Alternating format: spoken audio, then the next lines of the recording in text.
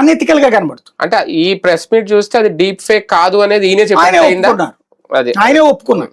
అయితే మళ్ళీ అట్లాగే ఎక్కడ అనుకుంటారు అని మరి ఎవరో ఎలర్ట్ చేసినట్టున్నారు, కొంత ఎడిట్ చేసి డీప్ ఫేక్ సృష్టించారని. అంటే మేబీ ఆయన ఉద్దేశం ఆ కౌగిలింతో లేకపోతే అదో ఆ దగ్గరికి రావడము అది డీప్ ఫేక్, మిగతా అది ఇంట్లోది అన్నది.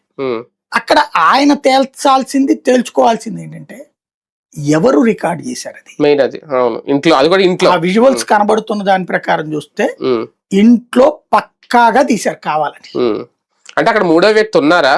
ఉన్న ఇద్దరు వ్యక్తుల్లోనే ఒకళ్ళ ప్రీ ప్లాన్ గా చేశారా? చేసుకోడు కదా, ఆయన చేసుకోరు, ఆమె చెయ్యాలి. చేశారా? అది ఆమె చేశారా? ఇంకెవరైనా చేశారు? వీళ్ళిద్దరికి తెలియదు, వాళ్ళ హస్బెండ్ లేకపోతే వాళ్ళ కుటుంబ సభ్యులు ఈమె ప్రవర్తన నచ్చక ఆ విషయాన్ని ప్రపంచానికి తెలియజేయడం కోసం చేశారు. అదే ఇది కూడా అయ్యి ఉండొచ్చు కదా. అంతే, అవును. అప్పుడు వాళ్ళన్న రావాలి, ఇటు ఈయనన్న రావాలి. అంటే వీళ్ళిద్దరికి తెలియకుండా ఇంట్లో మూడో వ్యక్తి ఎవరో పెట్టేసి ఉండాలి. అదే ఫోన్, అంటే ఫోన్ అక్కడ మీకు మారుతుంది ప్రతి వీడియోలో అబ్జర్వ్ చేస్తే. అంటే వేరు ఫోన్లు పెట్టుండొచ్చు. అంటే వేరే డ్రెస్సుల్లో ఉన్నారు కదా, వస్తున్నప్పుడు ఇప్పుడు హాల్లో ఒక ఫోన్, కిచెన్ లో ఒక ఫోన్ ఇట్లా కనిపిస్తుంది.